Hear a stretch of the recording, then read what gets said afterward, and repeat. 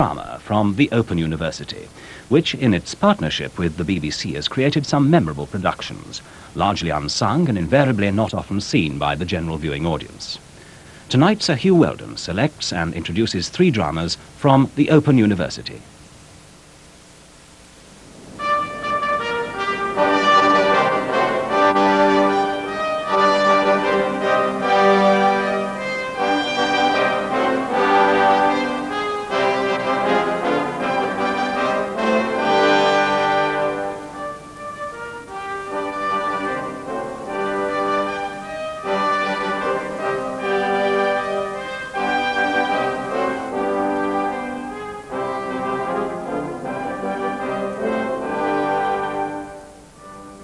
The Open University, easily the biggest university in this country, by the way, with easily the biggest number of graduates every year.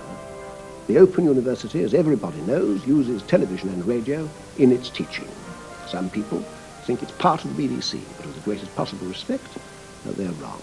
The BBC is its partner and has been from the very beginning.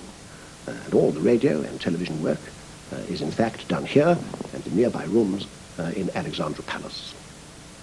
The Open University is in fact very much itself, independent and unique for all sorts of reasons, including the fact that it does use broadcasting as well as print. And it's in that latter connection, of course, that it's been allied so closely with the corporation.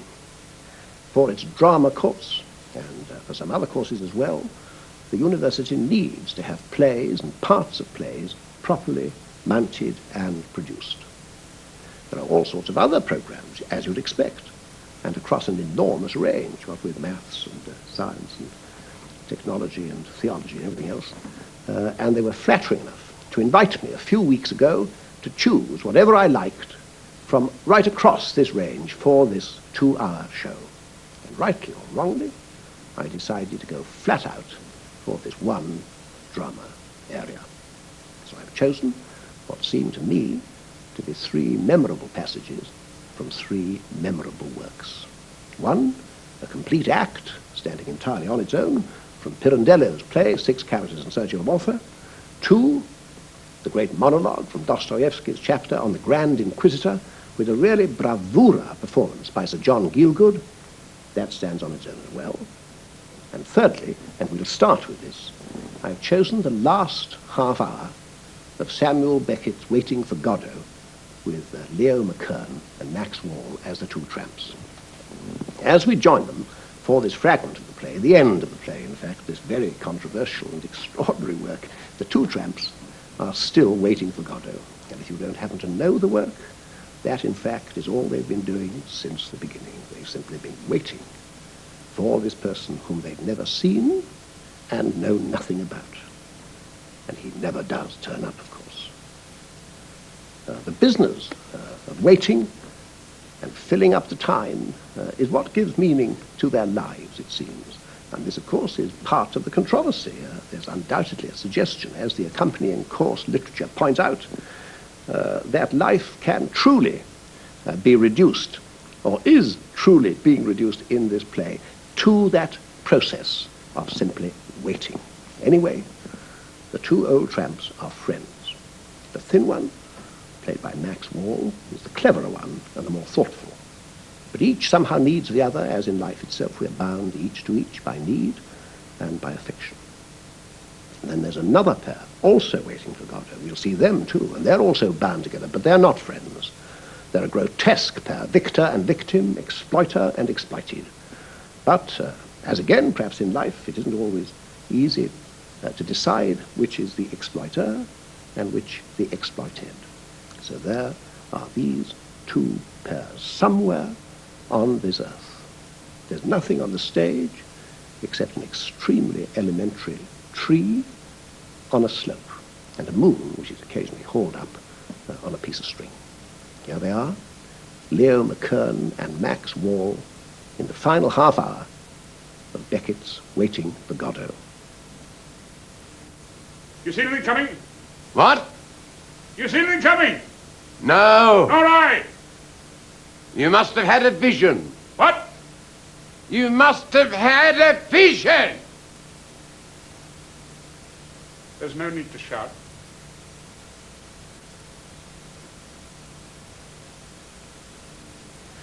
You. Pardon. Carry on. No, after you. No, you first. No, I interrupted you. On the contrary. Ceremonious ape. Punctilious pig. Finish your phrase, I tell you. Finish your own. Moron. That's the idea. Let's abuse each other.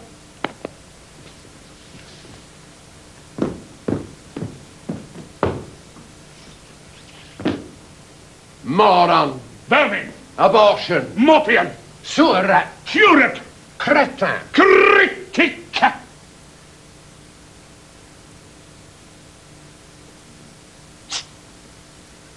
Now let's make it up. Yeah.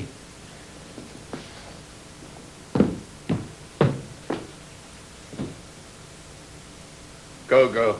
Edie, Your hand. take it. Come to my arms. Your arms. My breast. Off we go.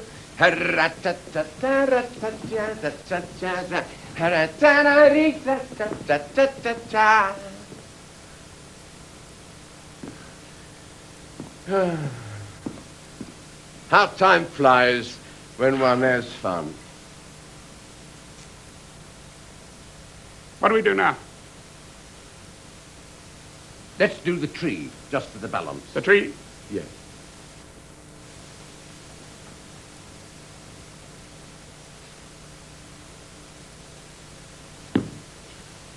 Your turn.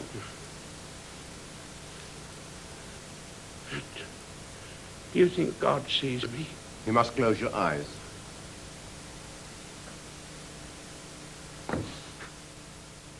God! Have pity on me! And me! On me! Pity on me!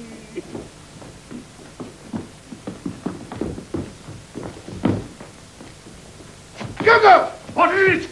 Who is it? Is it Godot? At last!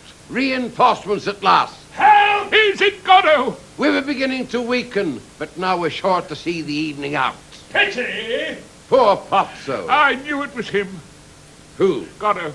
It's not Godot. Not Godot. It's not Godot. Then who is it? It's Pozzo. Here! Help me up!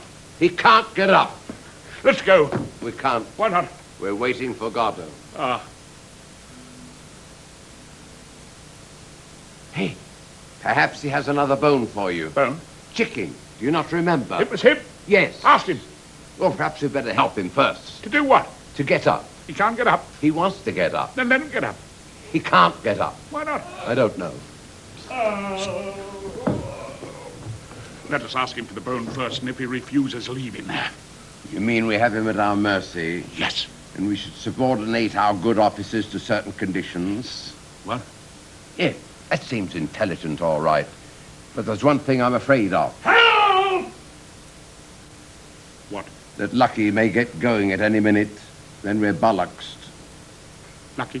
Lucky.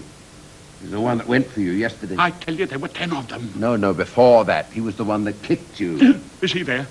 As large as life. At the moment, he is inert. But any moment, he may get going. Help! And if we gave him a good beating, the two of us? You mean if we fell on him in his sleep? Yes. That seems a good idea. But could we do it? Is he really asleep? No. The best would be to take advantage of Pozzo asking for help. Help! To help him. We help him. In anticipation of some tangible return. And suppose Let us not waste time in idle discourse. Let us do something while we have the chance. It is not every day that we are needed. So let's make the most of it before it is too late. Let us represent worthily for once the foul brood to which a cruel fate consigned us. What do you say? It is true that when with folded arms we weigh the pros and cons, we are no less a credit to our species. The tiger bounds to the aid of his congeners without the least reflection, or else he slinks away into the depths of the thickets. But that is not the question. What are we doing here? That is the question. And we are blessed in this that we happen to know the answer. For in all this immense confusion, one thing alone is clear. We are waiting for Godot to come. Help! Or for night to fall. We have kept our appointment, and that is an end to that. We are not saints, but we have kept our appointment. And how many people can boast as much? Billions. You think so? I don't know. You may be right. Help! All I know is that the hours are long under these conditions and constrain us to consign them with proceedings which, how shall I say, which at first sight may seem reasonable until they become a habit. You may say it is to prevent our reason from foundering, but has it not long been straying in the night without end of the abyssal depths? That's what I sometimes wonder. Help! Do you follow my reasoning? We all are born mad. Some remain so. I'll pay you! How much? 100 francs! Not enough. Oh, I wouldn't go as far as that. You think it's enough? No, as far as to assert that I was weak in the head when I came into this world. But that is not the question. 200! We wait. We are bored. Yet, no, don't interrupt. We are bored to death, and there's no denying it. Good! A diversion comes along, and what do? We let it go to waste. Let us get to work.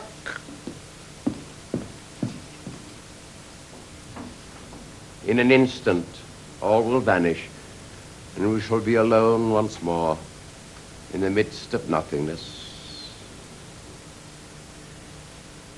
200! We're coming!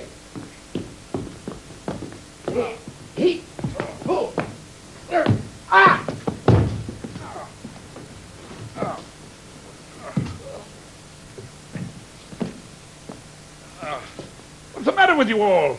Help! I'm going. Don't leave me, they'll kill me. Where am I? Go. Help! Help! I'm going. Help me up, we'll go together. You promise? I promise. And we'll never come back. Never. We'll go to the Pyrenees. Yeah, anyway you like. I've always wanted to wander in the Pyrenees. You'll wander in them.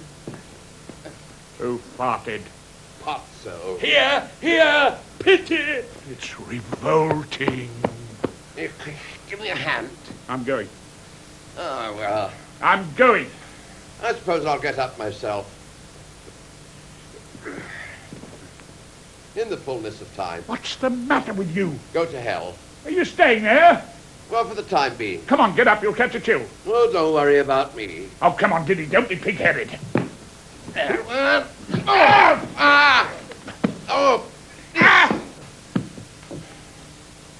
Help! We've arrived. Who are you? We are men. Sweet Mother Earth. Can you get up? I don't know. Try. Not now. What happened? You stop it, you pest. He thinks of nothing but himself. What about little Snooze? Did you hear that? He wants to know what happened. Oh, never mind him. Sleep.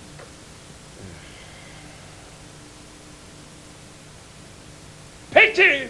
What is it? Were you sleeping? I must have been.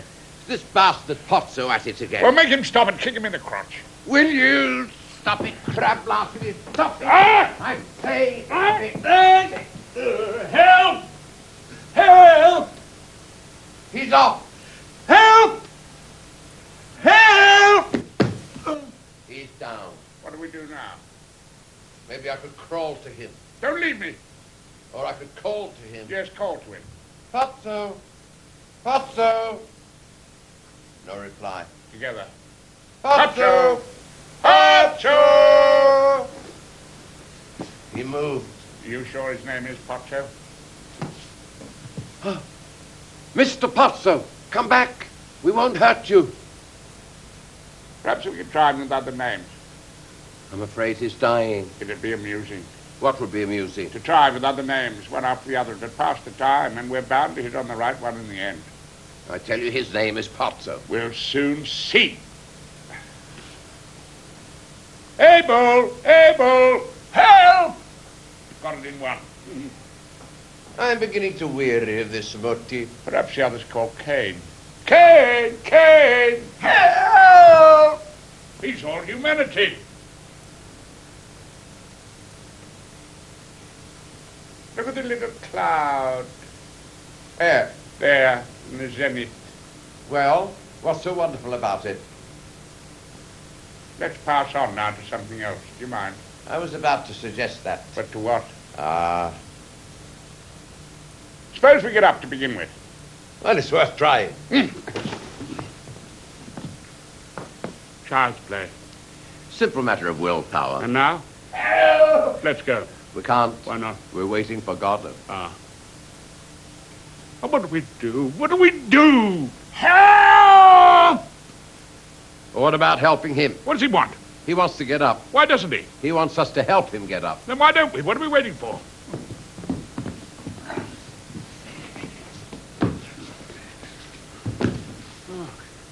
We must hold him.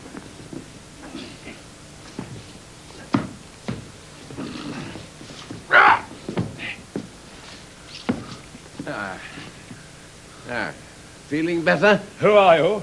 Do you not recognize us? I am blind. Perhaps he can see into the future. Since when? I used to have wonderful sight. But are you friends? He wants to know if we're friends. He means friends of his. Well? Well, we proved we are by helping him. Exactly. Would we have helped him if we weren't his friends? Possibly. True. But we won't quibble about that now. You are not highwaymen. Highwaymen? Do we look like highwaymen? Damn it, man. Can't you see the man is blind? Damn it. So he is. So he says. Don't leave me. No question of it. For the moment.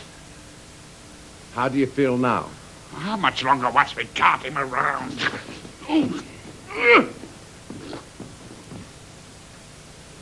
We are not caryatids. You were saying that your sight used to be good, if I heard you right. Wonderful. Wonderful, wonderful sight. Expand, expand. Let him alone. Can't you see he's thinking of the days when he was happy? Memoria praeteritorum menor. That must be unpleasant. We wouldn't know. Did it come on you all of a sudden? Quite wonderful. I was asking you if it came on you all of a sudden. I woke up one fine day as blind as fortune. Sometimes I wonder if I'm not still asleep. And when was that? I don't know. But no later than yesterday. Don't question me! The blind have no notion of time. The things of time are hidden from them too. Well, fancy that. I could have sworn it would be just the opposite. Some diversion. Where is my menial? He's around somewhere. Why doesn't he answer when I call? It seems to me he's sleeping. Maybe he's dead. What happened exactly? Exactly. The two of you slipped and fell. Go and see, is he hurt? Oh, he can't leave you. You needn't both go. No, you go. After what he did to me, never. Yes, yes, let your friend go. He stinks so. What is he waiting for? What are you waiting for? I'm waiting for Godot. What exactly should he do? Well, to begin with, he should pull on the rope as hard as he likes, so long as he doesn't strangle him. He usually responds to that. If not, he should give him a taste of his boot in the face and privates, as far as possible. You see, you've nothing to be afraid of. And it's even an opportunity for you to revenge yourself. And if he defends himself? No, he never defends himself. And I'll come flying to the rescue. Don't take your eyes off me. Wait! Make sure he's alive before you start. There's no point in exerting yourself if he's dead. He's breathing. Let him have it. Breathe! Go! On! Why?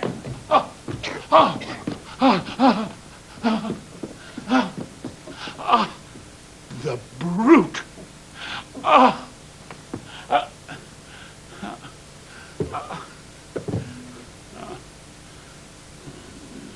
What's gone wrong now? I think my friend has hurt himself. And Lucky? Then it is he. Who? Lucky.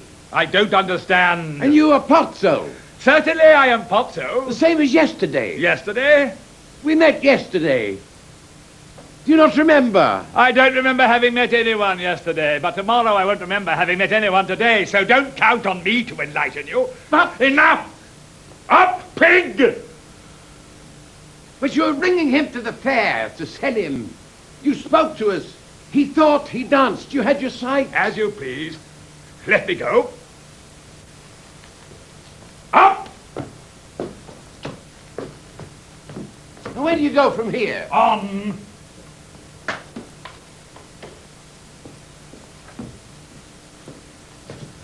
Whip!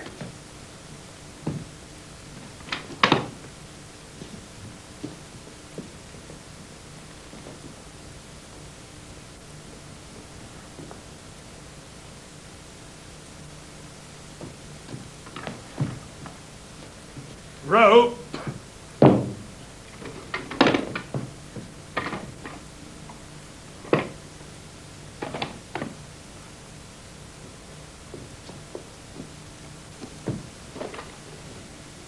What have you got in the bag? Sand. On. Don't go yet. I'm going. What will you do if you fall far from help? We wait till we can get up, then we go on. On! Roy, before you go, tell him to sing. Who? Lucky. To sing? Yes, or to think or recite. But he's dumb. Dumb? Dumb. He can't even groan.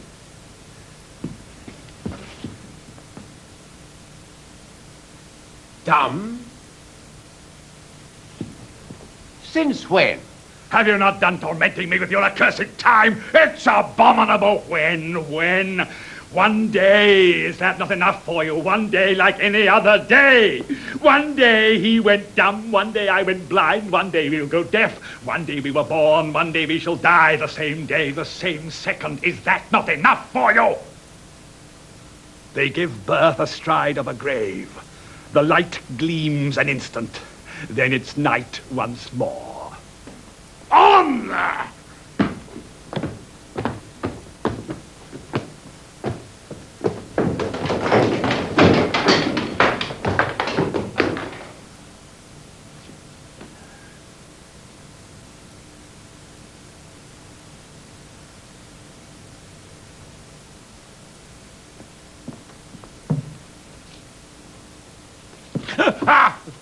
Why will you never let me sleep?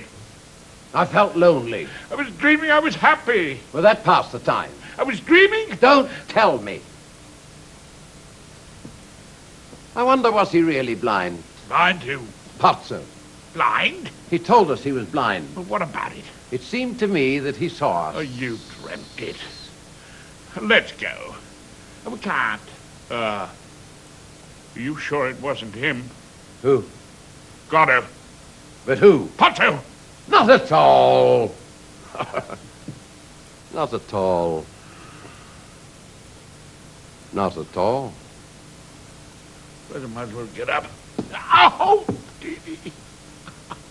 I don't know what to think anymore. My feet, help me, help. Was I sleeping while the others suffered? Am I still sleeping? And when I wake up tomorrow, or think I do, what shall I say of today? That with Estragon, my friend, in this place until the fall of night I waited for Godot. That Pozzo passed with his carrier and spoke to us. Probably. But in all that, what truth will there be?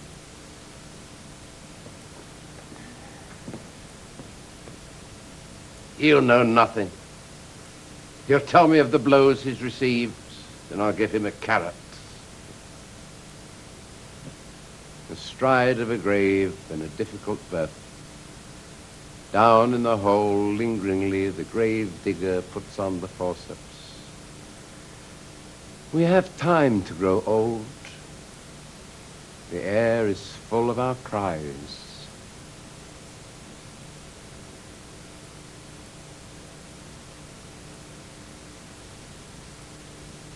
But habit is a great deadener.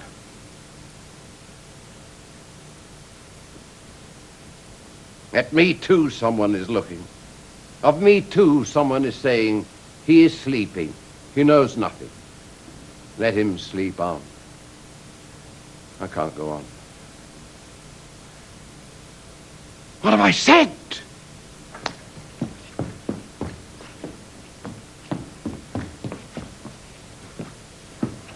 Mr. Albert.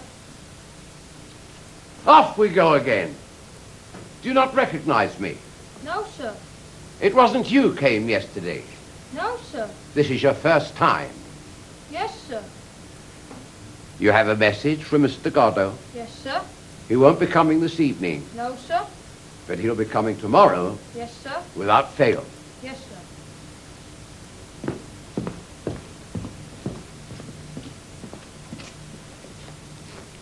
What does he do, Mr. Godot? Do you hear me? Yes, sir. Well, He does nothing, sir.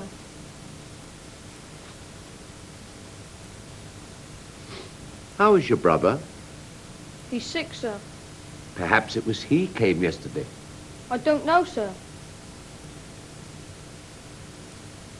Has he a beard, Mr. Godot? Yes, sir. Is it fair or black? I think it's white, sir. Christ have mercy on us. What am I to tell Mr. Godot, sir? Tell him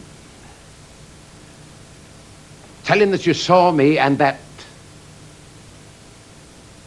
you saw me.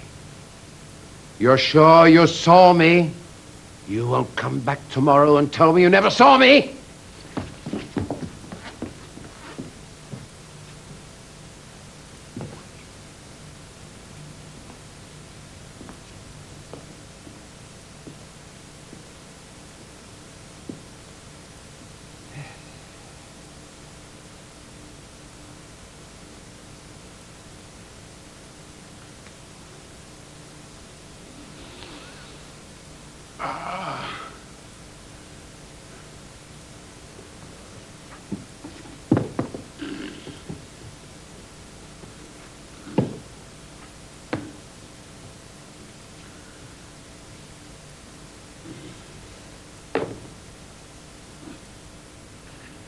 What's wrong with you? Nothing. I'm going. So am I.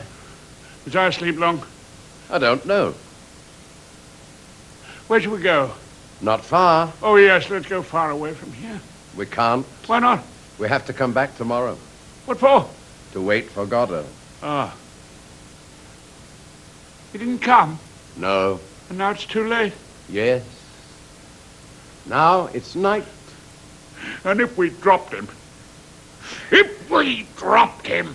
He'd punish us. Everything's dead but the tree. what is it? It's the tree. Yes, but what kind? I don't know. A willow.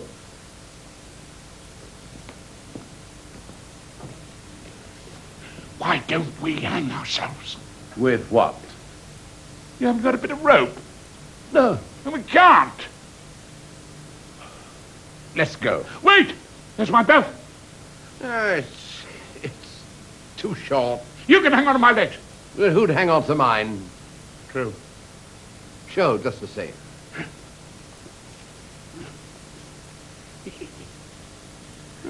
Might do at a pinch.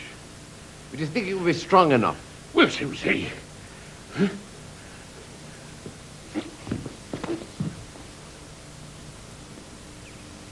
Not worth a curse. You say we have to come back tomorrow. Yes. Then we could bring a good bit of rope. Yes. Did Yes. I can't go on like this. That's what you think. If we parted, it might be better for us. We'll hang ourselves tomorrow. Unless Godot comes. And if he comes? We're saved.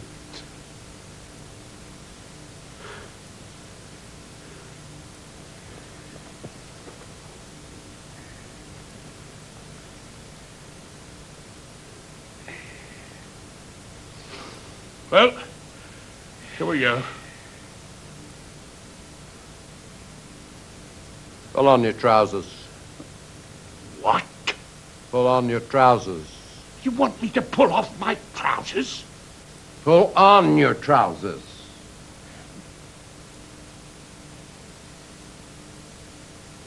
True.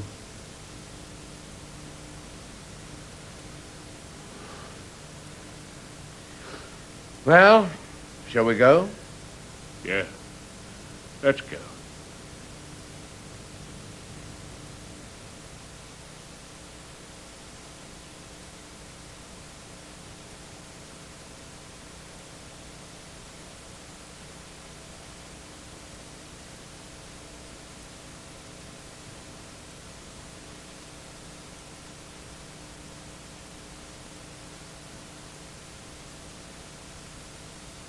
The last lines of Samuel Beckett's arresting and memorable work. And as the accompanying coarse literature also doesn't fail to point out, to have as the only bit of scenery that one threadbare tree carries many an echo.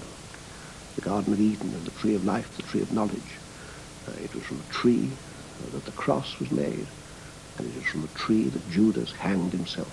Trees, however reduced, blossom, and trees, however long-standing, wither and die. And it's true, there are many echoes.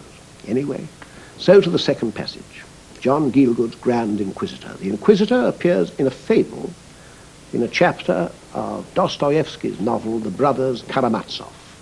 In the fable, the Grand Inquisitor, an old man, has been burning heretics in the city of Seville in the presence of princes and kings and the whole population of the city. And one evening, in high ceremonial, he's burned nearly 100 heretics. The fable tells that the next morning into the city, quietly and gently and entirely unannounced, there comes he who had been among men before and by them crucified.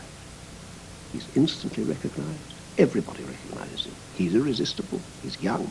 They flock about him. They smile to see him. He's a healing presence. He raises a dead child. The spirit of love is all round him. He radiates the love of freedom and the freedom to love. It was perhaps what the Inquisitor believed in and longed for years ago. He's loved humanity all his life. But he, now an old man, thinks that the freedom to love puts an intolerable burden on human beings. We need, he thinks, we need something easier, a deal of some kind, a package. Love, free will, freedom hurts too much. He sends for the young man. As he does so, the people bow down before him. They're instantly cowed, obedient, they're his. Later on, he sees the young man as a prisoner in a cell. And there then follows the great monologue, spoken in this production by John Gielgud in the part of the Grand Inquisitor.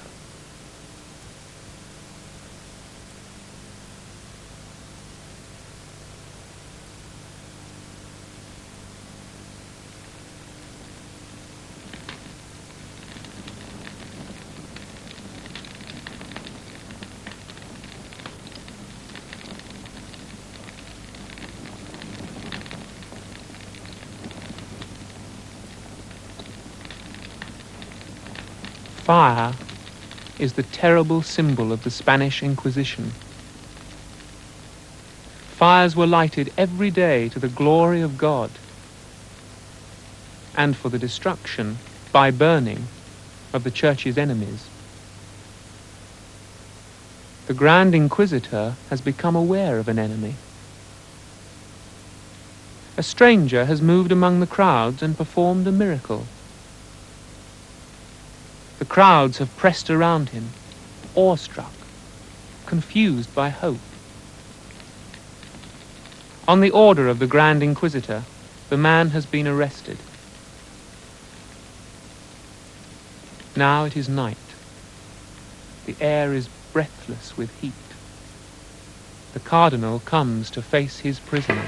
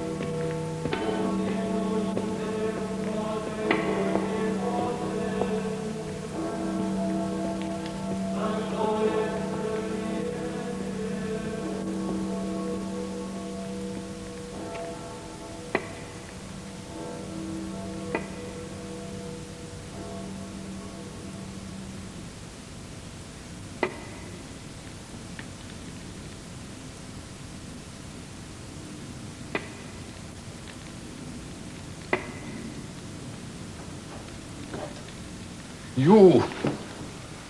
Is it you? No, don't answer. Keep silence. Indeed, what could you say? No. You have no right to add anything to what you said before.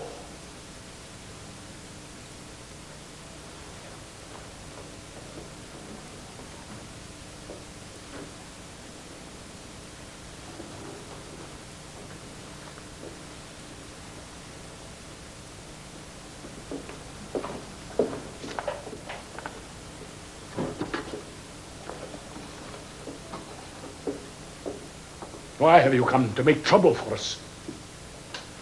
For you have come to make trouble for us. You know you have. But do you know what will happen tomorrow? I don't know who you are, and I don't want to know whether it is indeed you or only a semblance. But tomorrow I shall condemn you and burn you as the worst of heretics. And that same crowd of people who today were kissing your feet, tomorrow at a single nod from me, will rush to pile up the faggots below your stake. Do you know that? Yes. Perhaps you do.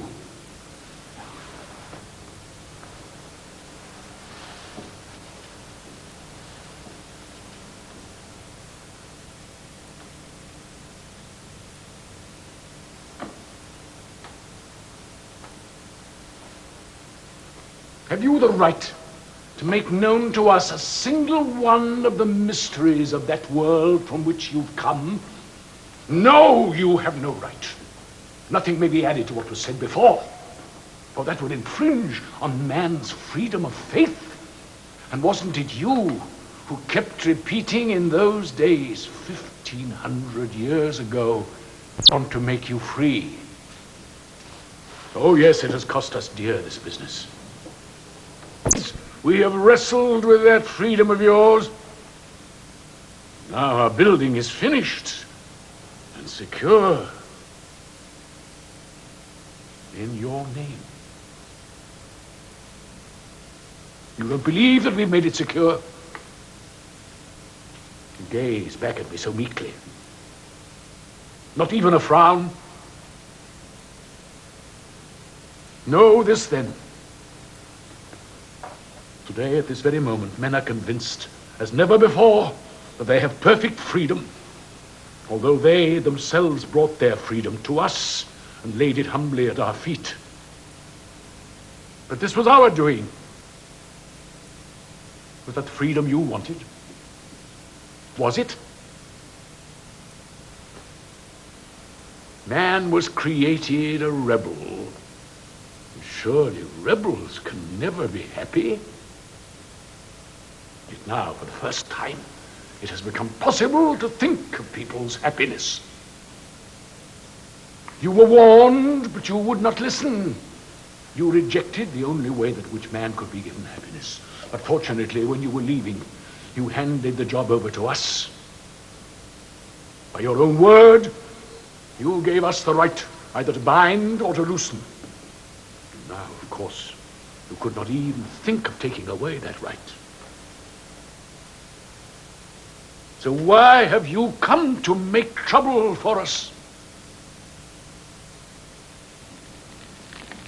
The great spirit, the brilliant and terrifying spirit of self-destruction and non-being, spoke with you in the wilderness, and we are told he tempted you. But surely, if ever there was a true, all-enveloping miracle performed on earth, it was performed on the day of those three temptations. For through those three questions, three images are made manifest, which together contain all the insoluble contradictions of human nature throughout history. Now, 15 centuries later, we can see clearly that all those three questions so aptly foresaw has been borne out, and nothing can be added and nothing taken away. Judge for yourself who was right, you nor he who put the questions to you.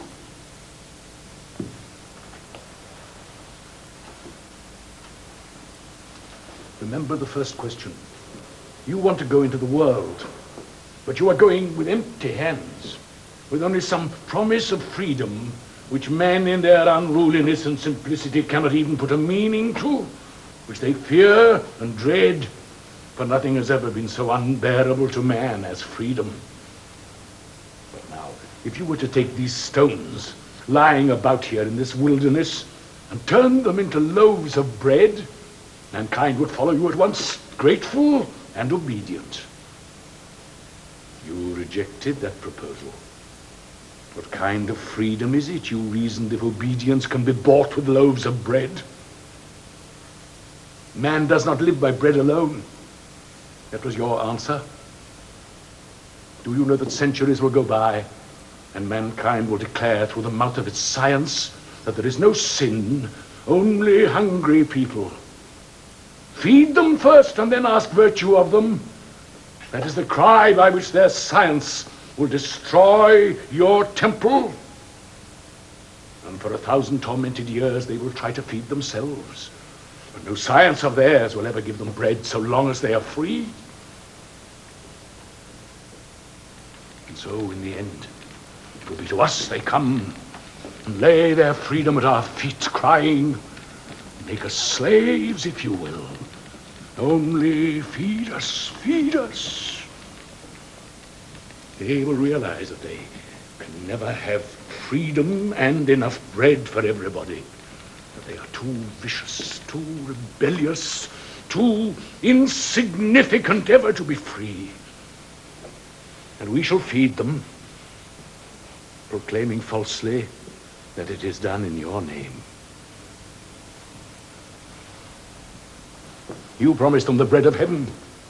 But if in the name of heavenly bread thousands and tens of thousands follow you, what of the millions and tens of thousands of millions who have not the strength to spurn earthly bread for the sake of the bread of heaven? The weak ones also are precious to us. They are imperfect and rebellious now, but in the end they will become obedient. They will marvel at us, think of us as gods because we agreed to take upon ourselves, in your name, the freedom that has become so fearful to them. And we shall not allow you to come to us again.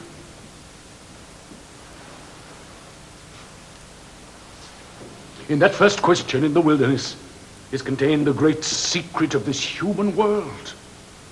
For man, once freed, has no more painfully urgent problem than to find something so utterly indisputable that all men would at once agree to bow down before it. For the sake of this community of devotion, men have destroyed each other with the sword. They have created their own gods and called out to one another, leave those gods of yours and come and bow down to ours, or else death to you and your gods. And so it will be to the end of time. You knew. You could not help knowing this fundamental secret of human nature. And yet you refused to accept what was offered you. The one absolute emblem of your power. This would have forced everybody to acknowledge you as the one indisputable object of worship. But in the name of freedom and heavenly bread, you rejected it.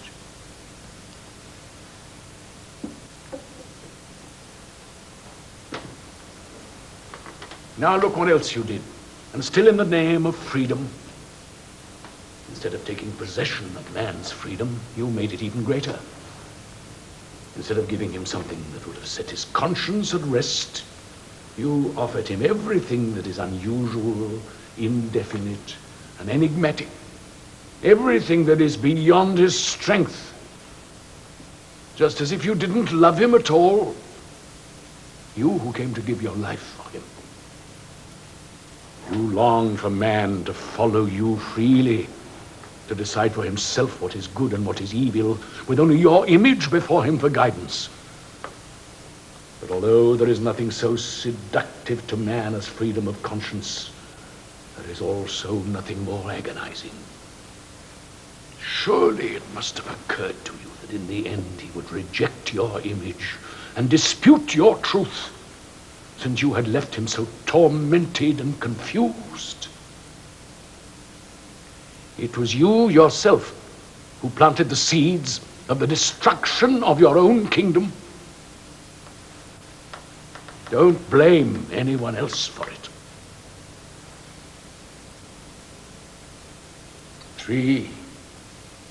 There are three forces, three unique forces, able to conquer and hold captive forever the conscience of rebellious mankind: authority, miracle, mystery.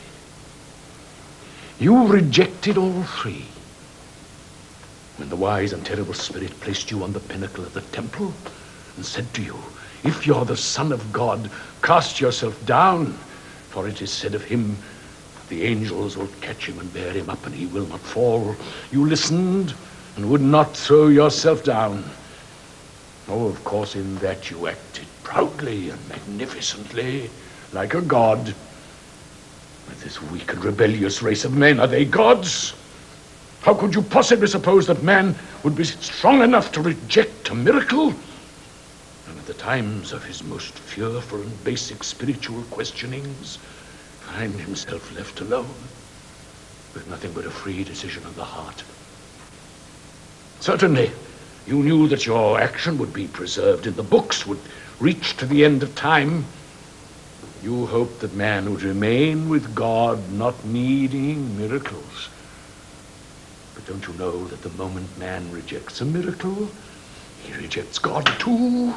For it is not so much God that man seeks, but miracles.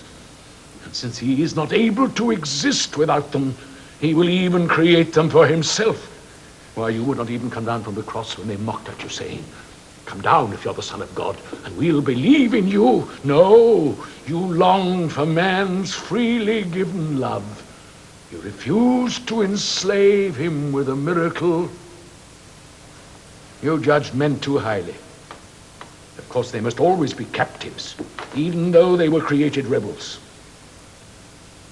You would have shown your love for them better if you had demanded less of them, for then their burden would have been lighter. Tell me how many you have been able to raise to your level in all these 1,500 years. It is true, of course, that at the present time, man is rebelling everywhere against our power and taking pride in his rebellion. But that is of no importance. It is the rebellion of school children against their teacher. The thrill of it will pass, and they will have to pay dearly for it. They will cry out in their despair, "He who created us rebels must have meant to mock us." They will say this knowing it to be blasphemy, which human nature cannot bear, and their blasphemy will make them even more unhappy. So, after all that you suffered for the sake of their freedom, they have found for themselves nothing but unhappiness and confusion.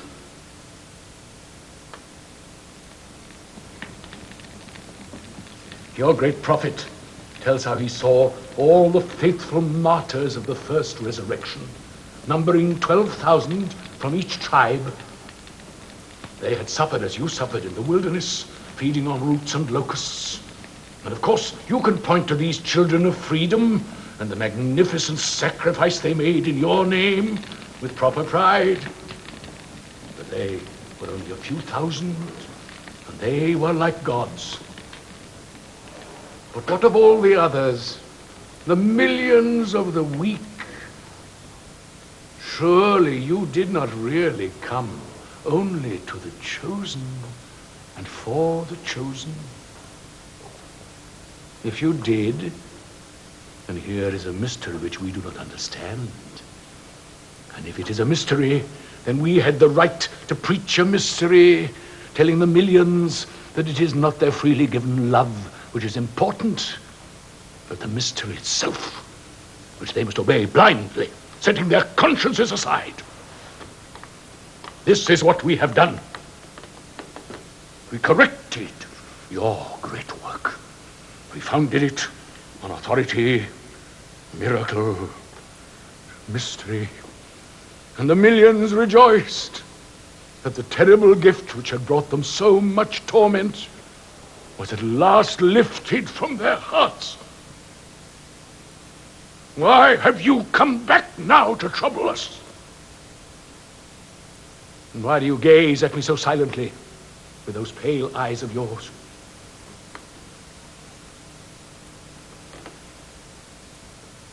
I don't want your love,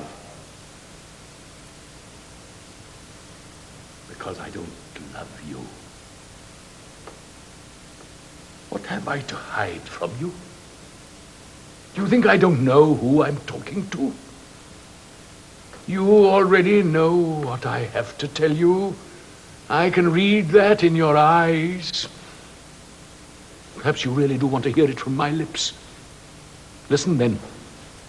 We are not with you, but with him. We have been with him and not with you for 8 centuries, ever since we took from him what you had rejected. We took from him Rome and the sword of Caesar.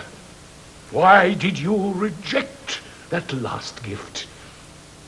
Had you accepted the counsel of the mighty Spirit, you would have answered every need of man on earth, whom to worship, whom to entrust with his conscience, how all may be peacefully united in one single common entail. By accepting the mantle of Caesar, you would have founded a world kingdom and blessed that world with the gift of tranquility. We accepted it for you, and in doing so, of course, rejected you and followed him. Oh, of course, there will still be centuries of man's unruliness. The work is only beginning, but it has begun. And in the end, the beast will come crawling to us and wash our feet with his blood. And we shall sit astride the beast and raise the cup of victory. And on it will be written the one word, mystery. Then and only then will the kingdom of peace dawn for man. We shall convince him that he can only become free when he has given up his freedom and submitted to us. Well, shall we be telling the truth, or shall we be lying?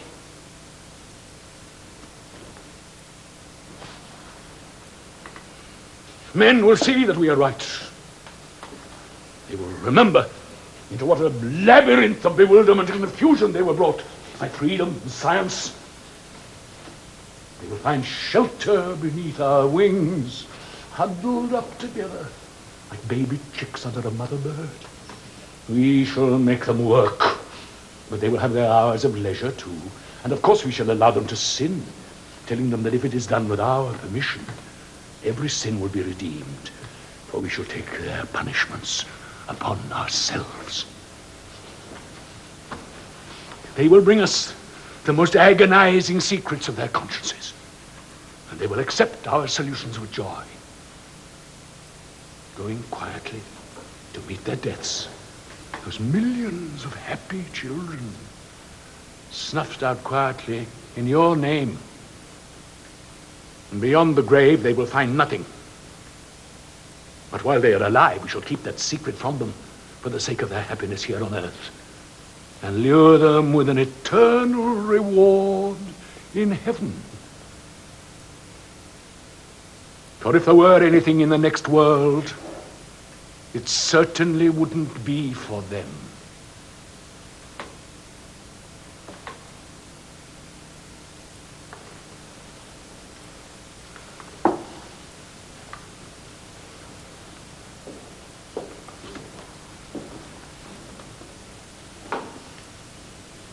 It is prophesied that you will come again with your elect and that you will conquer. We shall say, and your elect saved only themselves. But we saved everybody, and we who took their sins upon us will stand up before you and say, judge us if you can and if you dare. Know that I am not afraid of you. I too was once in the wilderness. I too fed on roots and locusts.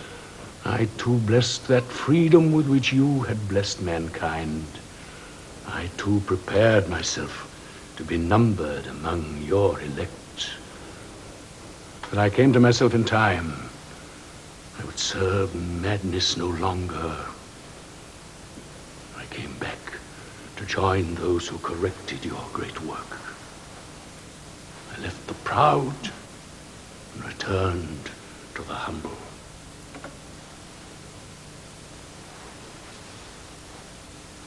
What I have told you will happen. Our kingdom will be built, and in your name.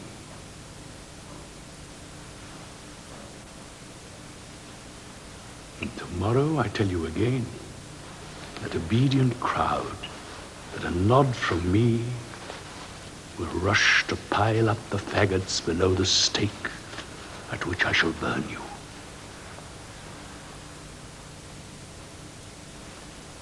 And if ever anyone deserved our fires, it is you. Tomorrow I shall burn you.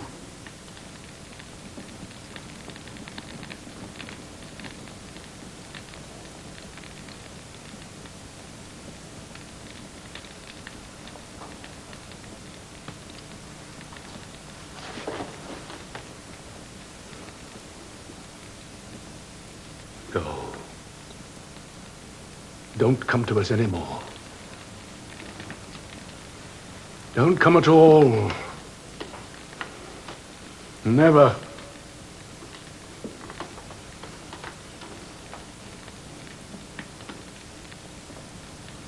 Never.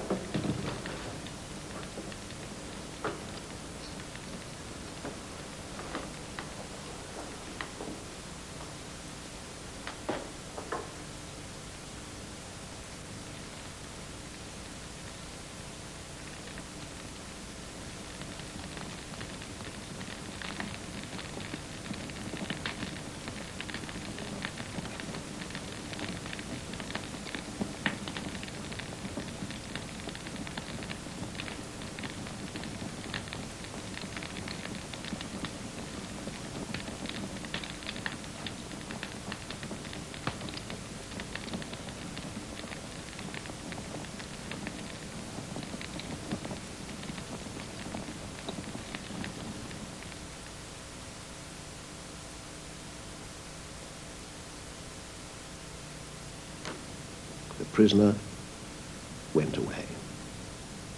In the book, the teller of the tale is asked, what happened to the old man? And gets the reply, the kiss glows in his heart, but the old man adheres to his idea. Dostoevsky is not setting out to make things easy for anybody. That passage, like the Becket, was handled here in this studio. This is where the very first public television in the world started, in 1936, Studio A in Alexandra Palace, the first studio I personally ever clapped eyes on. Nowadays, people come here to this studio and to Alexandra Palace from all over the world, but not, to be honest, not because this is where it all started. From that point of view, the place is simply a museum. They come here now because of the Open University. There's nothing like it, not anywhere. And you'll find educationalists and government people from China and South America, from Germany, Africa, from all over the place. You'll find someone or other here virtually every day, looking around Alexandra Palace here or Milton Keynes, studying this extraordinary development. There are 120 courses all told, 60,000 students, It takes about 6 years, working hard, to get a degree, but they do. The fallout rate is comparatively very small. It's a big thing, not to be compared, and it leads the world. And had a group from overseas been here during a production for the drama course, they might have seen Nigel Stock and Charles Gray and an extremely distinguished cast rehearsing or recording part of Act 1 and all of Act 2 of Pirandello's 6 Characters in Search of an Author. It stands absolutely by itself. It needs no introduction. It all takes place in a studio anywhere, some kind of rehearsal area. It lasts 50 minutes. Here it is.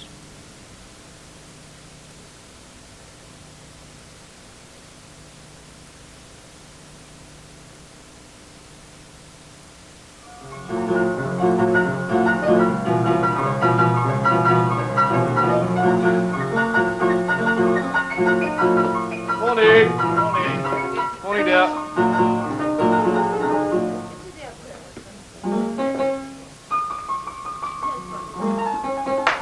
Come on, let's get started.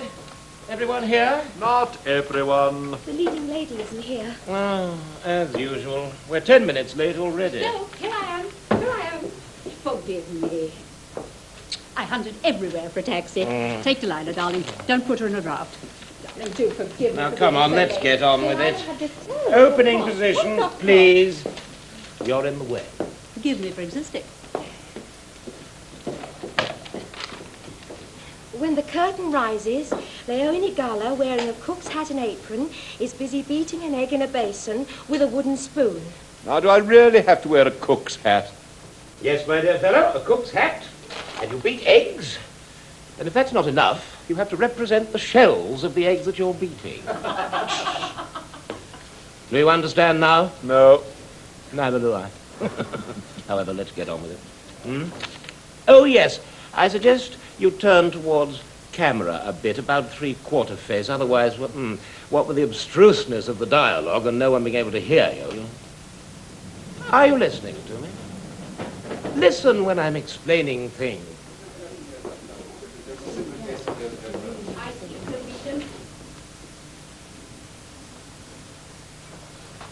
There's some people here, Governor, would like a word with you. Who are you and what do you want? You know perfectly well no one's allowed in here during a rehearsal. We are here in search of an author.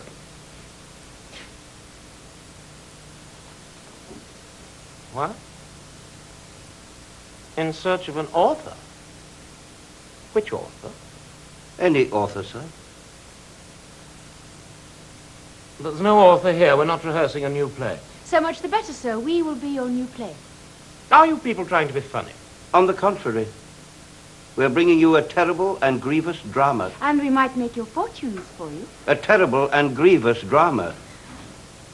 As you can deduce for yourselves from this woman dressed in black.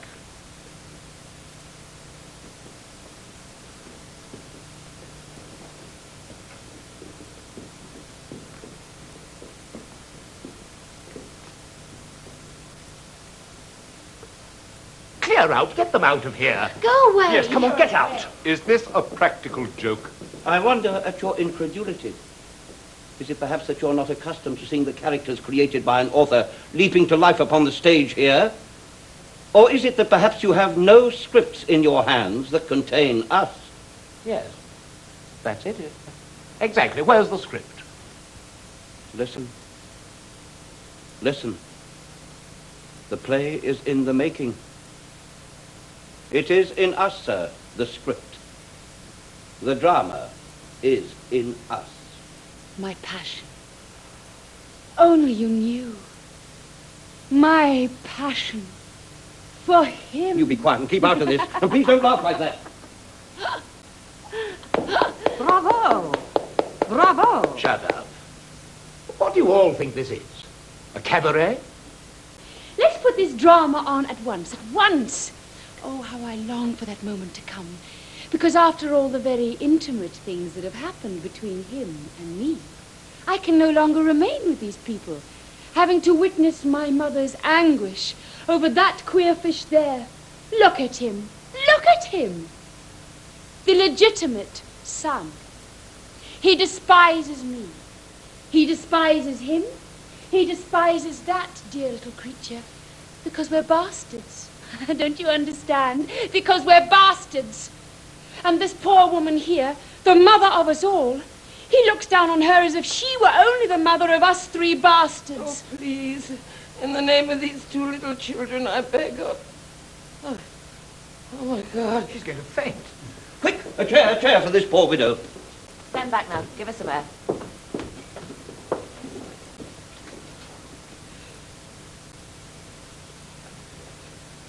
Look at her. Look at her. No, stop it, please. Let them see you. No, I beg of you. Don't let this man carry out his plan. You must prevent it. It's horrible.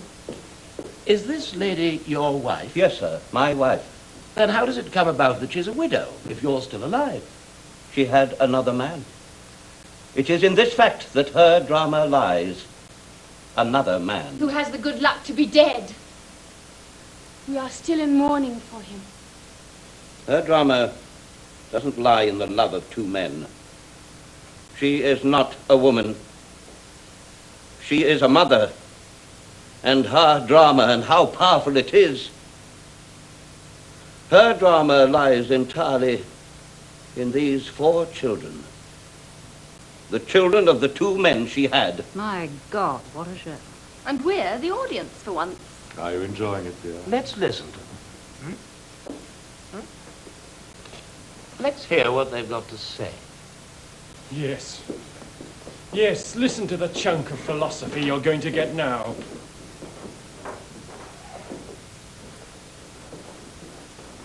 My drama lies entirely in this one thing.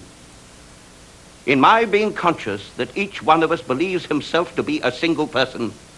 But that is not true, because each one of us is many persons, according to all the possibilities of being that there are within us. And we see this very clearly when by some tragic chance we are, as it were, caught up in the middle of what we're doing and find ourselves suspended in mid-air. This girl surprised me somewhere where I should not have been, and doing something that I should not have been doing with her. She surprised an aspect of me that should never have existed for her. And now she is trying to attach to me a reality such as I could not have expected I would have to assume. The reality that lies in one fleeting, shameful moment of my life. Then there is the position of the others. This. Leave me alone.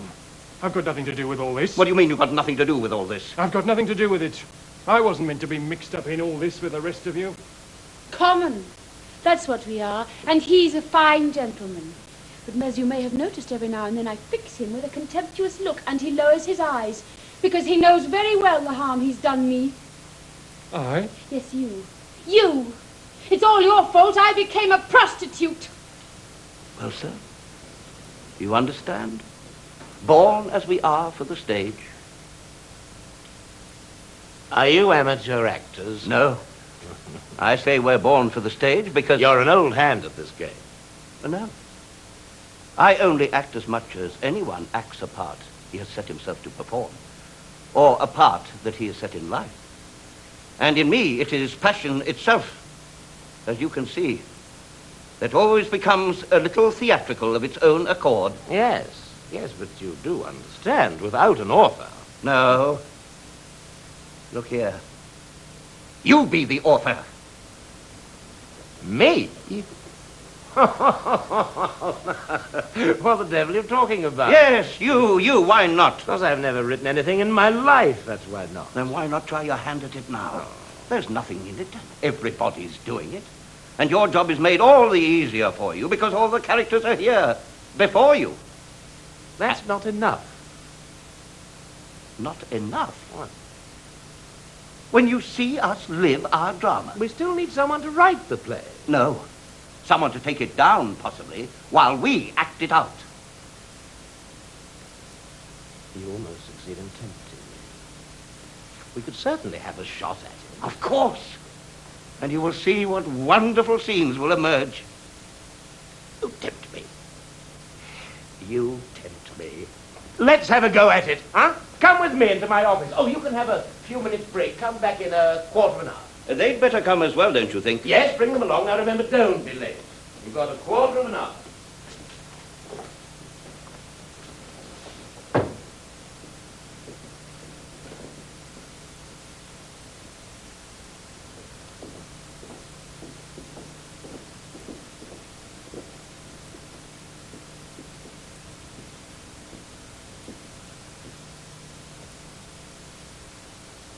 Is he serious? What's he going to do? Oh, this is utter madness. Does he expect to knock up a play in 5 minutes? Yes, like the actors in the old Commedia dell'arte. Well, if he thinks I'm going to have anything to do with fun and games of that sort, I he's got should another like to thing. know who these people are. Who do you think they're likely to be? They'll probably escape lunatics or crooks. But does he really take what they say seriously? Vanity. That's what it is. The vanity of appearing as an author. It's absolutely unheard of. If the professions come to this. Well, I'm rather enjoying it. How are you, my dear? Well, let me tell you something. Well, after all, I suppose we shall have the pleasure of seeing what comes of it all.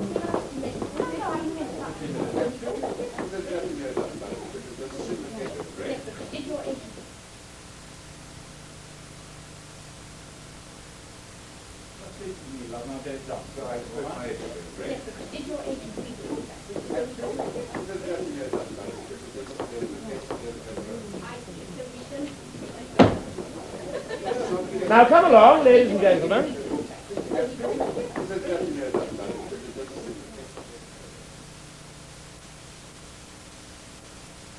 Are we all here? Yes, sir. Let me have your attention, please. Now, let's make a start. Set the stage for the parlour scene. Well, a couple of flats and a door should do as quickly as you can. Would you please look and see if we've got some sort of sofa or divan? Was that little green one, sir? No, green won't do it. It was yellow. Yellow flowered plush, and a huge thing it was and most comfortable. We haven't got anything like that. Doesn't matter. Give me what you've got. What do you mean it doesn't matter? Many parts of the famous sofa. We only want it for a run-through. Please, don't interfere. And a little table. The little mahogany table for the pale blue envelope. Well, how about that little gold painted one, sir? Yeah, that'll do fine. And a long mirror. And a screen. I must have a screen, else how can I manage? Oh, and some clothes hangers and so forth. Oh, yes, please, lots. See how many we've got and ask someone to bring them up. What you ask, Squire. Oh, Sid, give us a hand with these things, would you? That's an outline of the thing. You see, it's Act 1 and Act 2. But you'll really have to excel yourself this time.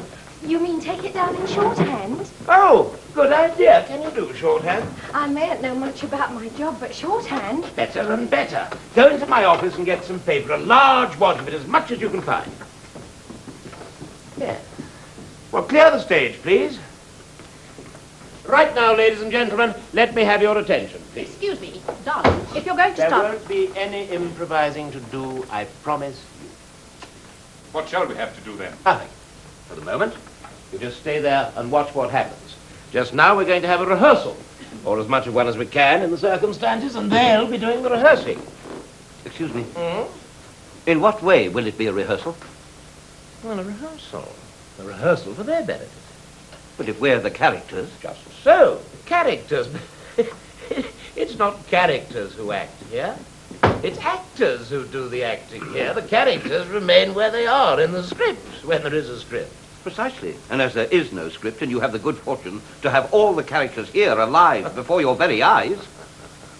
This is wonderful. So you want to do everything on your own, do you? Act, huh? Present yourself to the public? Yes, just as we are. And let me tell you, you'd make a wonderful sight. And what use should we be then? You're not going to pretend you can act, are you? It's now to make a cat laugh. So they're laughing already at the very idea. But to the point. I must tell you what your parts are. That's not so very difficult. They practically cast themselves. You, the mother. Oh, have to find a name for her. Amalia. Well, that's your wife's name. You can hardly call her by a real name. Why not, when that's her name? But I see her as Amalia. But you do what you like. I don't know what to say to you. I'm already beginning to... well, I don't know how to express it. to hear my own words ringing forth as if it was another sound from the one that I meant to give them. Don't you worry about that. Don't you worry about that at all. We'll think about how to get the right tone of voice. And as for the name, if it's Amalia you want, then Amalia it shall be. I want to find another name. Just for the moment, we'll refer to the characters in this way. Ah, you the son. You'll play the stepdaughter, of course. What? What did you say? That woman there? Me? And what are you laughing at? Never dare laugh at me before. Either you treat me with respect or I'm walking out. Oh, forgive me, I wasn't laughing at you. You should feel yourself honored to be played by... That woman there. But my remark wasn't meant as a criticism of you. I was thinking about myself because, you see, I can't see myself in you at all. I don't know how to. You're not a bit like me. Exactly. That is the point that I wanted to make. Look, all that we express... What do you mean? All that you express? Do you think this whatever it is that you express is something you've got inside you? Not a bit of it. Why not? Aren't even the things we express our own? Of course they aren't. The things that you express become material here for the actors, who give it body and form and voice and gesture. And let me tell you, my actors have given expression to much loftier material than this. This stuff of yours is so trivial that if it comes off on the stage at all, the credit will all be entirely due to my actors. Thank you, darling. I don't dare to contradict you. But please believe me when I tell you that we who have these bodies, these features, who are as you see us now, we are suffering horribly. The makeup will remedy that, at least as far as your faces are concerned. Perhaps, but what about our voices? What about our gestures? Now look here, you as yourself just cannot exist here. Here is an actor who'll play you. And let that be an end to all this arguing. I understand. And now I think I see why our author didn't wish to put us on the stage after all. He saw us as we are, alive. He saw us as living beings. I don't want to offend your actors. Heaven forbid that I should. But I think that seeing myself played by someone I don't know who... By me. If you have no objection. I am deeply honored, sir. But I think that, well, however much of his art this gentleman puts into absorbing me into himself, however much he wills it... Go on, go on. Well, I should say that the performance he will give, I mean, even if he makes himself up to look as much like me as he can, I should say that with his figure, it will be difficult for him to give a performance of me as I really am. It will be how he interprets what I am, as he sees me, if he sees me as anything at all, and not as I, deep down within myself, feel myself to be. And it certainly seems to me that whoever is called upon to criticize us will have to take this into account. Oh, so you're already thinking about what the critics will say, are you? And here am I still trying to get the play straight. The critics can say what they like. We'd be much better employed in getting the play on. Yeah. If we can. Now, let's make a start. Is everything ready? Do you think the set looks all right? Well, to be perfectly honest with you, I just don't recognize it at all. Oh, good Lord, you surely didn't hope we were going to reconstruct the whole of the room behind Madame Pache's shop here, did you? You did tell me it had flowered wallpaper, didn't you? Yes, white. Well, it isn't white, and it's got stripes on it, but it'll have to do. As for the furniture, I think we've got pretty well everything we want. Oh, would you go and get me an envelope? A pale blue one, if possible. And give it to that gentleman there. Kind you put letters in? Yes, kind you put letters in.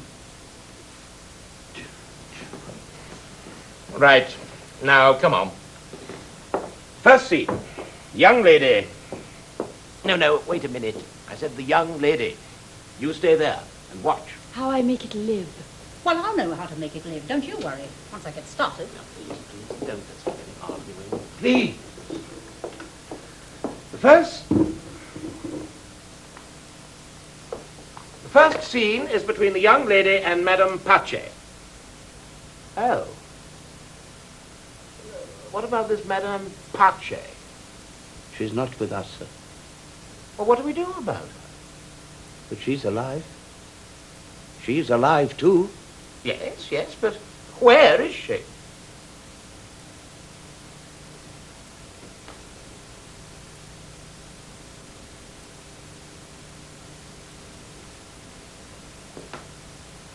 I wonder, would you allow me to have a word with your people?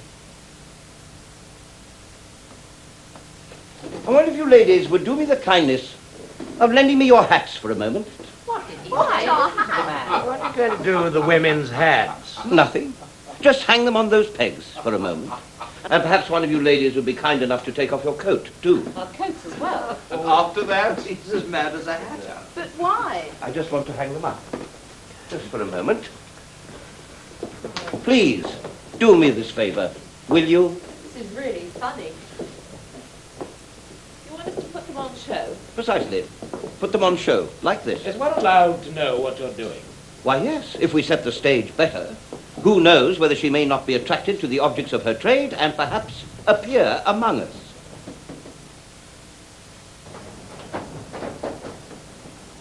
Look. Look. Here she is. Here she is. It's Madame Pace. What did I tell you? Here she is.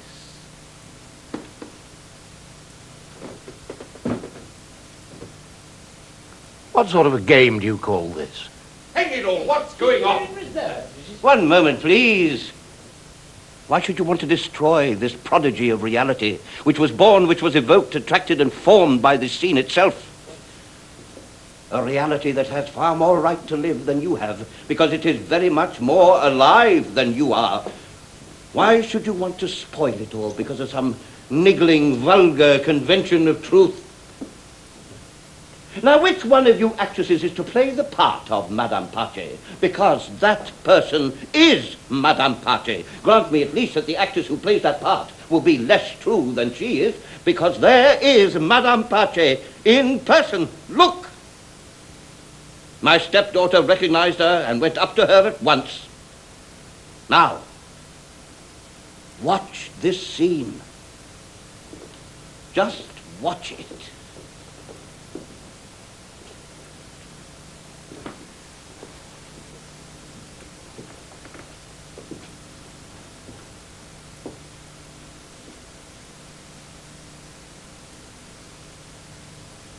Well? But what's she saying? I can't hear a thing. Speak up. Louder. Did you say louder? What do you mean, louder? What we're talking about is not the sort of thing to be shouted over the rooftops. Well, I was able to yell it out just now in order to shame him, in order to have my revenge, but it's quite another matter for Madame Pace. For her, it would mean prison. Indeed. So that's how it is it? But let me tell you something, my dear young lady. You've simply got to make yourself heard. The way you're doing this bit at the moment, even those of us who are very nearby can't hear what you're saying. Well, imagine what it would be like with an audience.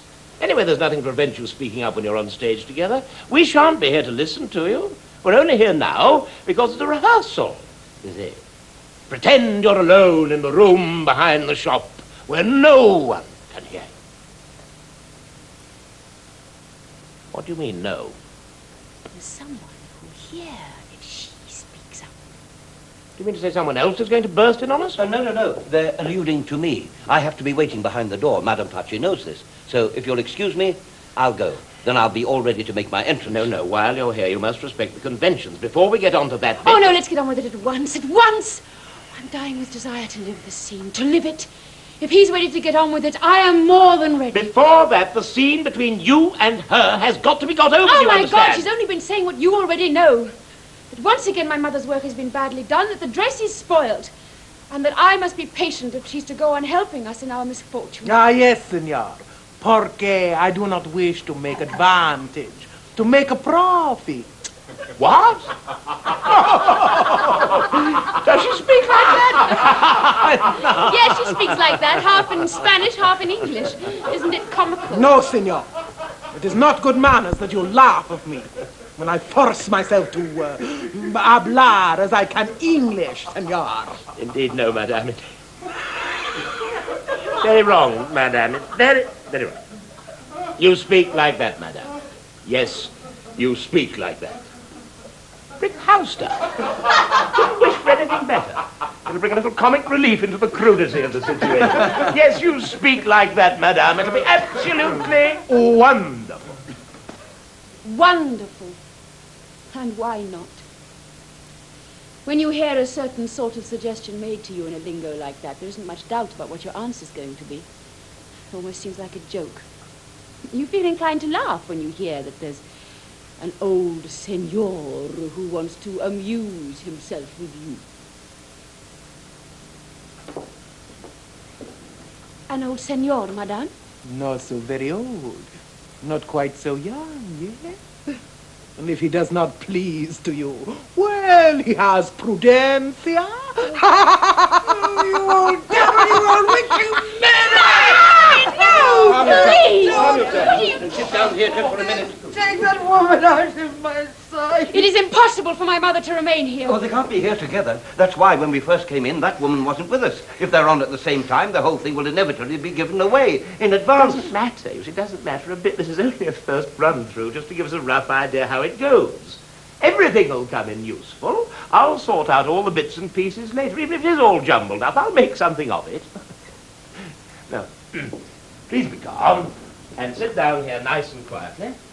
Go on, madame. No, no, thank you. I do nothing more with your mother present. Oh, come on, showing the old senor who wants to amuse himself with me. Yes, this scene has got to be played. So let's get on with it. You can go. I am going. I am going. Most assuredly, I am going. Bravo! Bravo! And now you, make your entrance.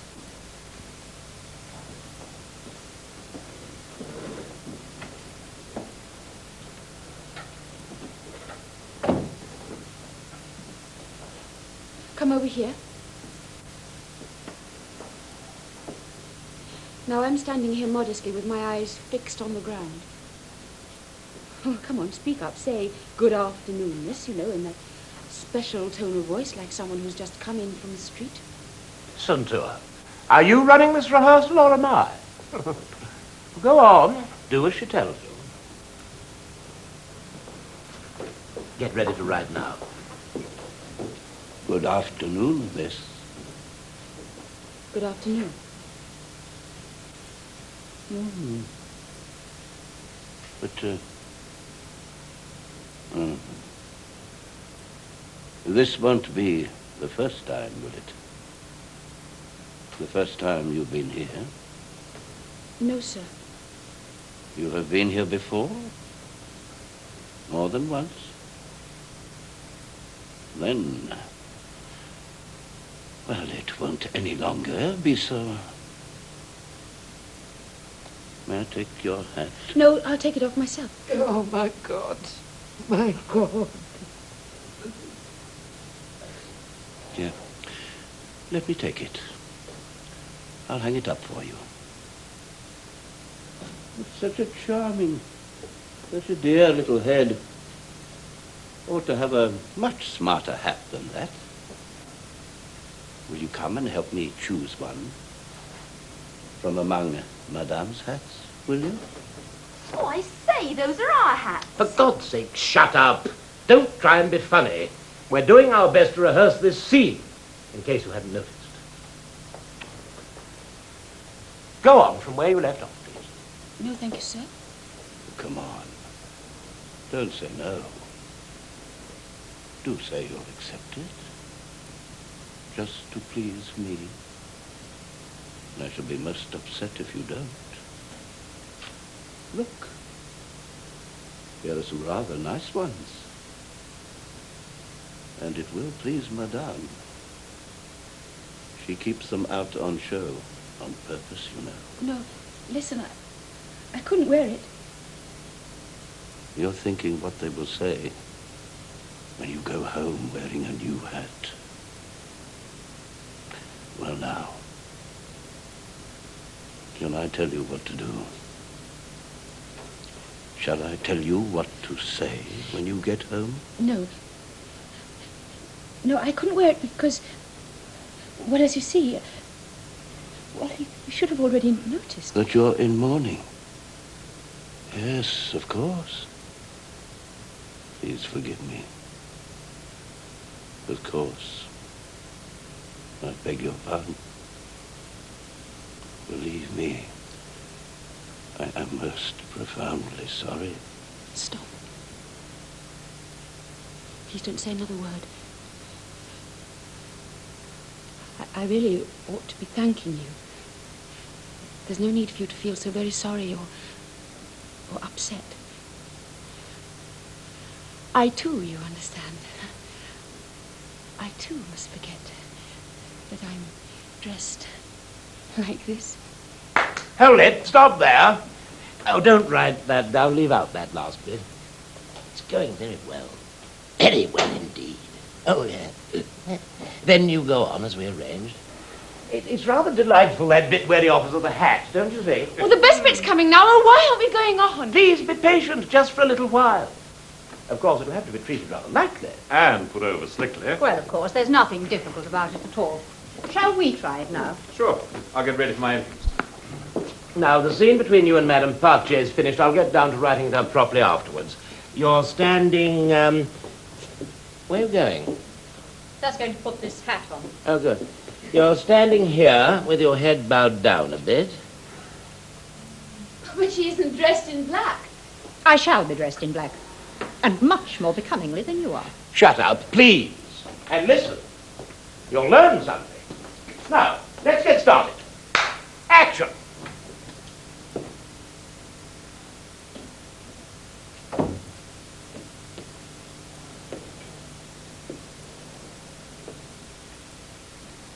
Good afternoon, miss. No. Shut up, please, and stop that laughing. We'll never get anywhere if we go on like this. Oh, forgive me, please forgive me. But you see, this lady, she stands just where you put her. She doesn't budge an inch. But if she's meant to be me, I can assure you, if I heard anybody saying, "Good afternoon, miss," to me in that way, and in that tone of voice, I'd burst out laughing. So I had to, see? That's exactly it. I mean, his manner, the tone of voice. To hell with your manner and your tone of voice. Kindly stand aside and let me get a look at this rehearsal. Now, if I'm to play an old fellow who's coming into a house of rather doubtful character... Oh, don't take any notice of him, please. No. Start again. Go on. Start again. Going very nice. Well? Good afternoon, miss. Good afternoon.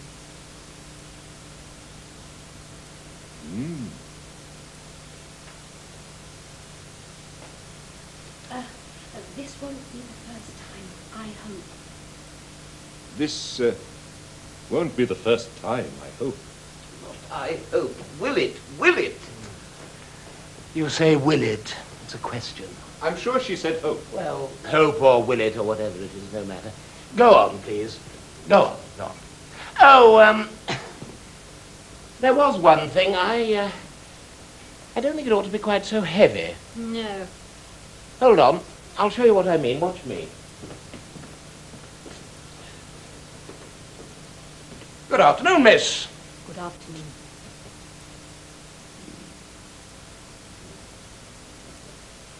Surprise, fear, satisfaction. It won't be the first time, will it, that you've been here? No? That clear. Then you say no, sir. It wants to be a little more flexible, a little more supple.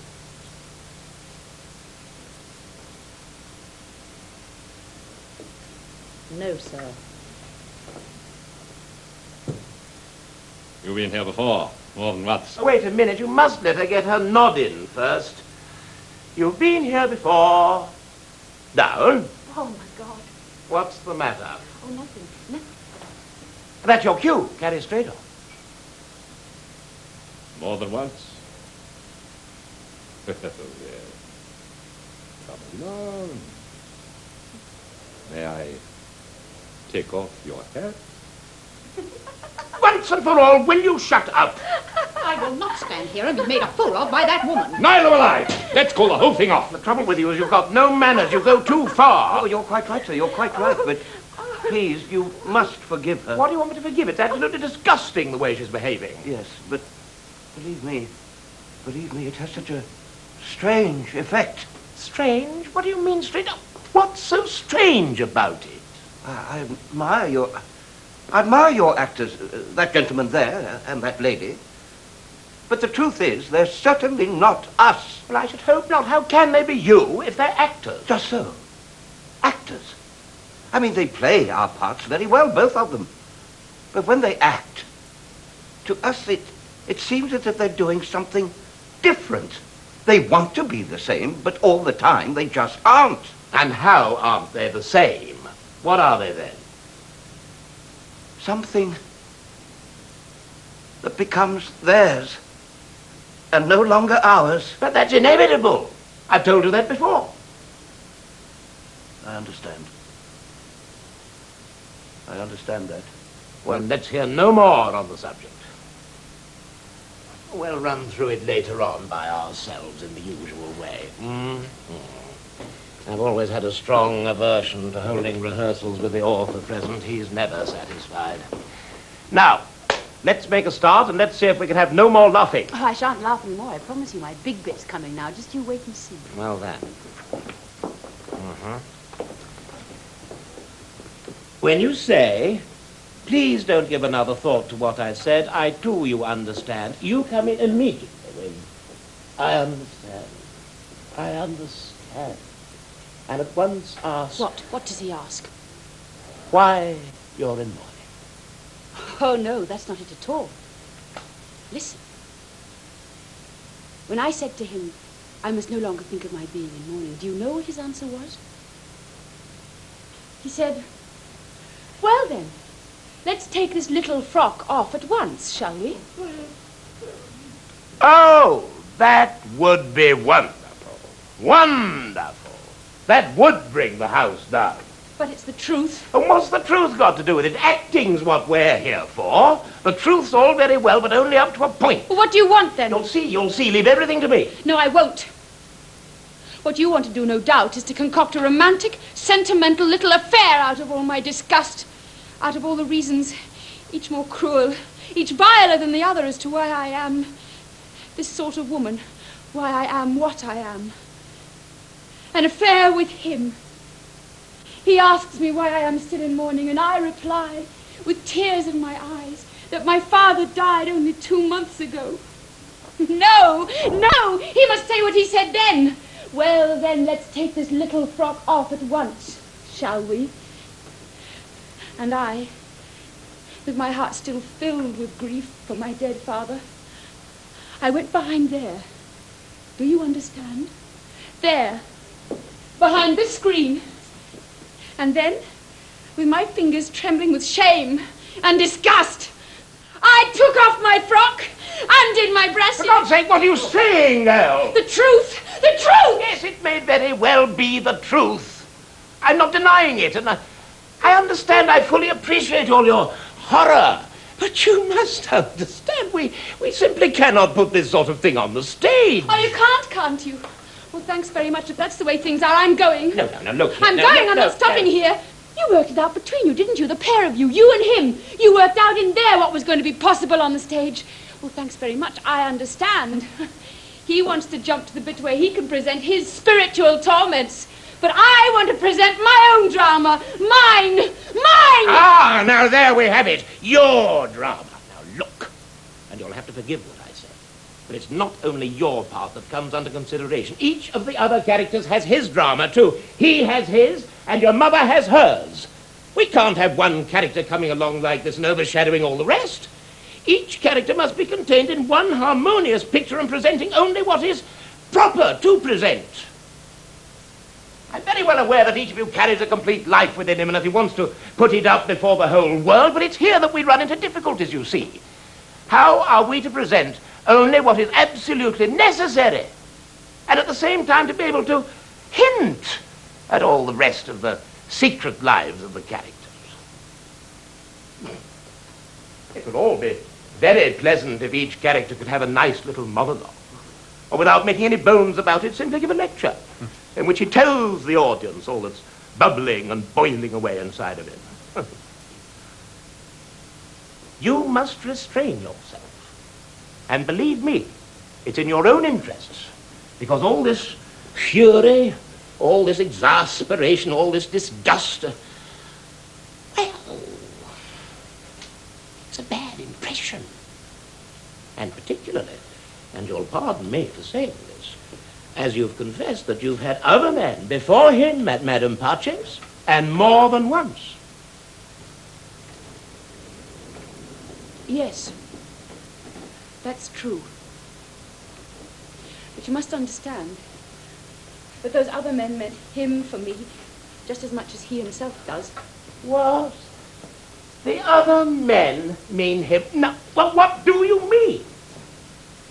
But isn't it true in the case of someone who's gone wrong that the person who's responsible for the first fault is responsible for all the faults which follow? And in my case, he is responsible. Has been ever since before I was born. We'll look at him and see if it isn't true. Oh, very well then. And does this terrible weight of remorse that is resting on his spirit seem so slight a thing to you? Give him the chance of acting it.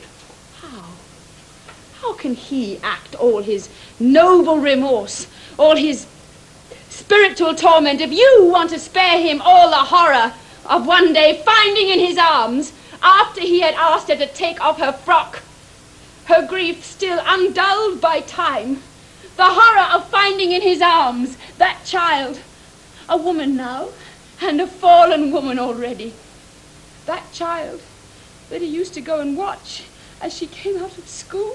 No. No. Oh. At the moment you see us here before you, unknown as yet by the public. Tomorrow, you will present us as you wish, in your play, in your own way. But would you really like to see our drama? To see it flash into life as it did in reality? I couldn't wish for anything better, so that I can present as much of it as possible. Well, then ask my mother to leave us. No. No, don't you allow them to do it. Don't allow them to do it. It's only so that I can see how it goes. But I can't bear it. I can't bear it. But since it's already happened, I don't understand. No. No, it's happening now. It happens all the time. My torment is no pretense, sir. I'm alive and I am present always at every moment of my torment. A torment which is forever renewing itself, always alive and always present. But those two children there, have you heard them say a single word? They can no longer speak. Oh, they cling to me still, in order to keep my torment living and present, but for themselves they no longer exist. They no longer exist. And she's run away. She's run away from me and is lost. Lost. And if I see her here before me now, it's for this reason and this reason alone, to renew at all times, forever, to bring before me again, present and living, the anguish I've suffered on her account too. The eternal moment, as I told you, sir. But she is here in order to fix me, to hold me suspended throughout all eternity in the pillory of that one fleeting, shameful moment of my life. She cannot renounce her role, and you, sir, cannot really spare me my agony. Just so, but I didn't say I wouldn't present it. As a matter of fact, it'll form the subject matter of the first act, up until the moment when she surprises you. That is right, because that is my sentence. All our horror, all our suffering, which must culminate in her cry. I can still hear it ringing in my ears. That cry sent me mad.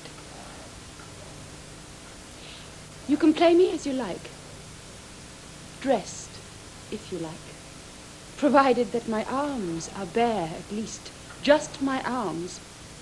Because you see, standing there, with my head resting on his chest like this, and my arms round his neck,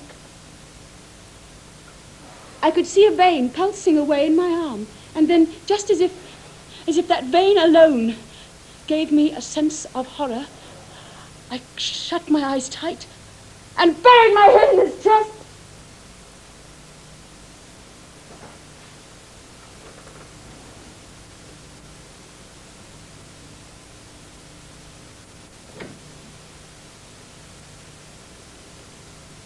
Scream, Mummy. Scream!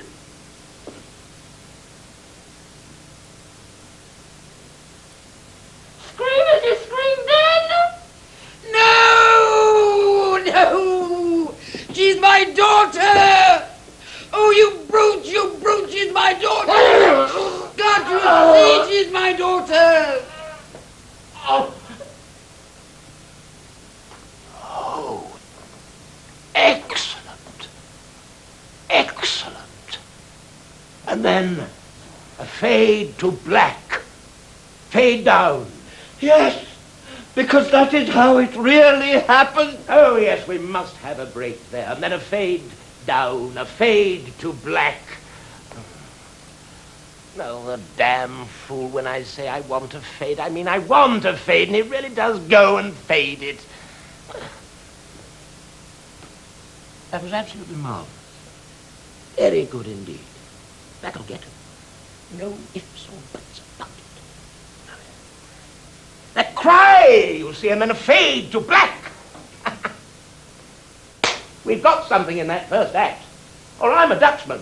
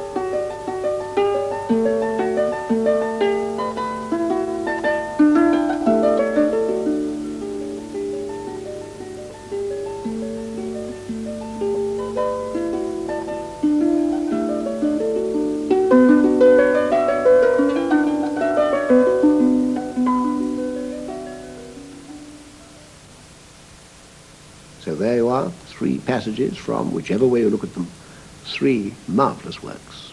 And all of them done in the name of this partnership between the Open University and the BBC. In the name, that is, of what is itself a quite extraordinary development, and one that is in international terms quite genuinely unique. Good night.